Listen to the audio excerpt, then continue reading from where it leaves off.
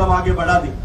पिछले 2 साल में बजट में जिस तरह से घोषणाएं की गई है और जिस तरह से राजस्थान को विकसित राजस्थान बनाने और विकसित होते हुए भारत का ग्रोथ इंजन बनाने के लिए जिस तरह से उन्होंने काम किया, हम सब कार्यकर्ताओं के लिए गर्व का विषय। और मैं देखता हूं हमारे ही कार्यकर्ता विपक्ष के माया जाल में, उनके शब्द जाल में उलझ करके अपने जनप्रतिनिधि के खिलाफ, अपनी पार्टी के खिलाफ, अपनी सरकार के खिलाफ होने वाली चर्चाओं में और तेल डालने का काम करते, घी डालने का काम करते।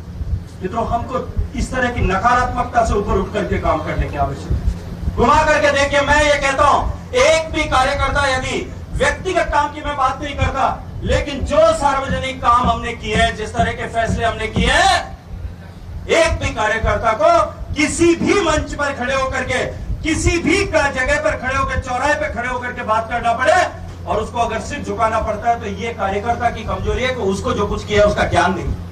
तो कांग्रेस पार्टी के लोग, आज मैं देख रहा था अशोक गहलोत साहब ने एक स्टेटमेंट दिया और वो स्टेटमेंट ये था कि भारतीय जनता पार्टी की सरकार, संविधान में व्यवस्था है कि पंचायतों के चुनाव समय पर होने चाहिए, 5 साल बाद में होने चाहिए। नगर पालिका और नगर निगमों के चुनाव जो है वो हर 5 साल में होने चाहिए, ये संवैधानिक व्यवस्था है। उन्होंने 2 केसेस को, उन्होंने सुप्रीम कोर्ट के 2 फैसलों का उल्लेख करते हुए एक ट्वीट किया। मैंने वापस लिखा है, मैंने कहा जिसके कांच के घर होते हैं उसको दूसरों पे पत्थर नहीं उछालना चाहिए। इस कांग्रेस पार्टी के राज में 13 साल तक लगातार इस राजस्थान में पंचायती राज का चुनाव नहीं हुआ। याद करिए, इतना पुराना जाने की आवश्यकता नहीं है। पिछले साल, पिछली सरकार के समय में पंचायती राज के चुनाव 3-5 टुकड़ों में हुए थे राजस्थान। जोधपुर उससे भी ज्यादा दूर जाने की आवश्यकता नहीं। जोधपुर नगर निगम का चुनाव 2019 में होना चाहिए था, 14 में हुआ था, 2019 में होना चाहिए था। 18 में सरकार बदल गई थी, 19 की जगह 21 में हुआ। कौन जिम्मेदार था? और मुझे पता था जैसे ही मैं 21 कहूंगा तो कहेंगे कि नहीं कोरोना आ गया था, पर 19 के बाद में कोरोना तो मार्च में आया था, उससे पहले चुनाव हो सकता था। पहले जोधपुर नगर पालिका को, नगर निगम को, उनको पता था कि वो उनकी पार नहीं पड़ेगी, धज्जियां उड़ जाएंगे। जोधपुर के लोग तैयार बैठे, तो उन्होंने जोधपुर को डिलिमिटेशन करके पहले 100 वार्ड बनाए, 100 वार्ड बना करके इलेक्शन नोटिफाई कर दिया।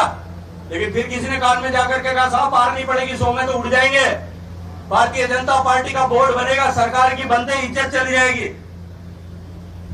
कहीं सुना है कि किसी शहर में, बम्बई इतना बड़ा शहर है, उसमें एक नगर निगम,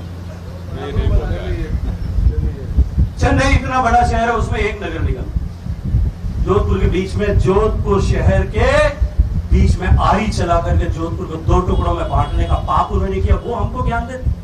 लेकिन हम चुप है, क्योंकि हम कार्यकर्ता उस विषय की गंभीरता में जाकर के उसका प्रत्युत्तर नहीं देते। चौराहे पे खड़े होकर के कहना चाहिए ये पापी लोग हैं, इन्होंने 13 साल तक राजस्थान में पंचायती राज में चुनाव नहीं होने दिया था, इन्होंने राजस्थान में अपनी सहूलियत से चुनाव नहीं होने दिया। अभी कह रहे हैं कि छात्र संघ के चुनाव नहीं हुए, इनसे पूछो 2023 में किसने रोका था? 2023 में किसकी सरकार थी और किसने चुनाव नहीं होने दिया था?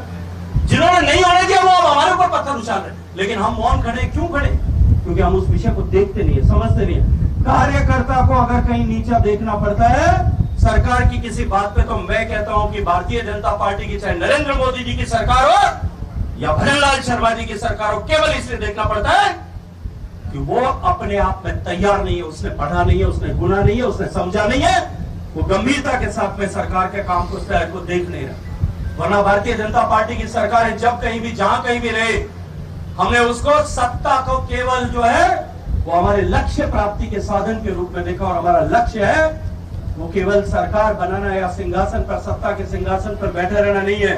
इस देश का समग्र विकास करते हुए भारत को एक बार फिर पूरे विश्व में सबसे समर्थ, सबसे सशक्त, सबसे सम्मानजनक ऐसा राष्ट्र बनाना, और उस दिशा में हम चल रहे हैं। इस जिम्मेदारी को लेकर के इस कार्यालय के उद्घाटन के अवसर पर अपने नए अध्यक्ष के हाथ मजबूत करने के लिए हम सब लोग जुटेंगे।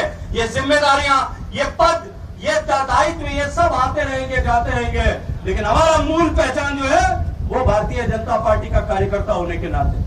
और मंच के इधर बैठे हुए और मंच के सामने बैठे हुए सब लोग, गजेंद्र सिंह सहित सब लोगों से कहता हूं, अपने आप में से पार्टी निकाल करके देख लो, फिर आपका क्या वजूद है, समझ में आ जाए। हम जो कुछ भी, हमारी जो कुछ भी पहचान है, हमारी जो कुछ भी हैसियत है, वो सिर्फ इसलिए कि हम भारतीय जनता पार्टी के कार्यकर्ता हैं। पार्टी ने हमें अपने परिवार का सदस्य माना है।